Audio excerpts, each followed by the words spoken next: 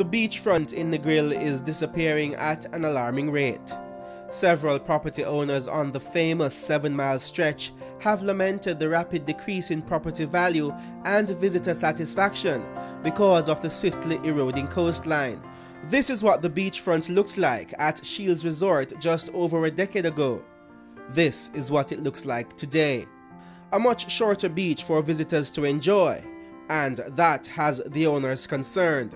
The biggest concern to me right now as a hotelier is the whole issue of the beach erosion. That is our major issue right now. It's estimated that the tourism industry in Negril will lose some $15 per unsatisfied visitor over the next decade if the beach erosion continues at the rate it's at now.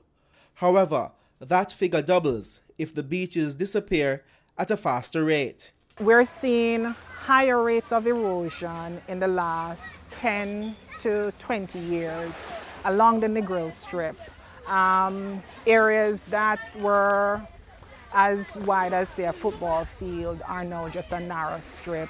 This is the Bloody Bay Beach in Negril, and persons who've lived here for years say that up to a decade ago the shoreline was somewhere out there.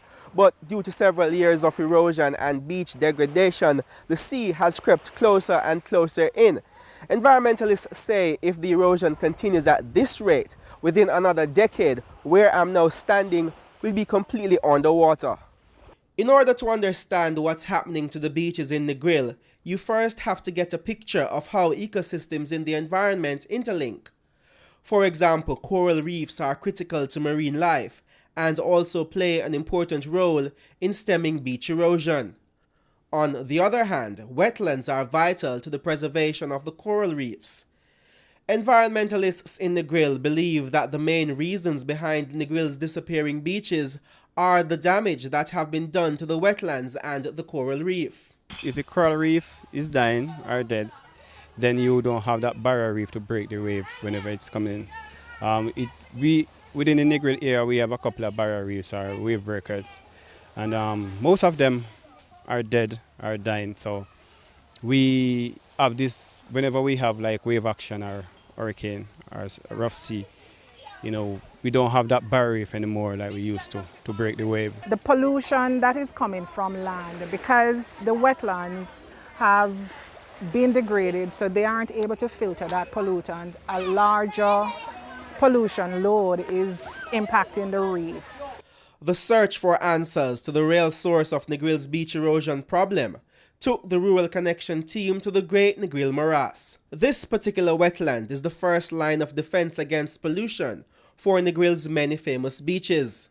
But that is changing, as the hydrology of the morass has been altered significantly over the years. What had happened with this wetland is that in the late 1950s to early 60s, the Ministry of Agriculture had drained the wetland to promote farming in the northern sections of it. So they dug a canal running called the East Canal, and then they channelized two rivers, streams really. So they widened it and to allow the water to flow faster to the coast. So that made the water drain faster from the wetland. The Ministry of Agriculture was perhaps well-intentioned because they wanted to encourage economic development, but I don't think serious thought was given to how that action to promote agriculture would have affected the natural functions of the wetland and by extension the functions that the wetland performs to protect the beach and coral reef environment. Since the wetland is now much drier than it should be, it can no longer function effectively in its primary role as a filtration system between land and sea. The wetlands tend to provide critical functions that protect, for example, the beach and the coral reefs. One, they filter pollutants naturally. So, for example, contaminants that come in water that runs over land gets filtered through soil, through plant uptake through the plant roots. Also, the volumes of water that flow from overland gets held in the wetland because the wetland tends to act as a sponge, so it slows down the transport of overland surface drainage to the coastal area. In doing that, it traps sediments from flowing to the coastal area, so we can see the clean blue looking water in the beach areas. When you change the characteristic of a wetland, its ability to perform those functions get diminished. So water flows, it goes faster to the sea, and because it's going faster to the sea, there's not enough time for what vegetation and the ecosystem that is there to actually remove pollutants. So your pollution load going to the coral reefs and to the beach environment is going to be much higher than if the wetland was intact.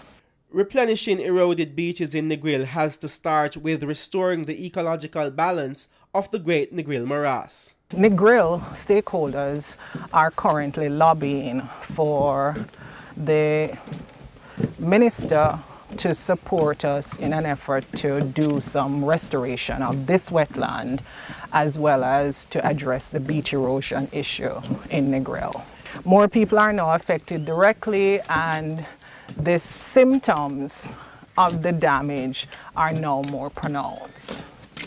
Also, the symptoms are showing up in areas that we care about.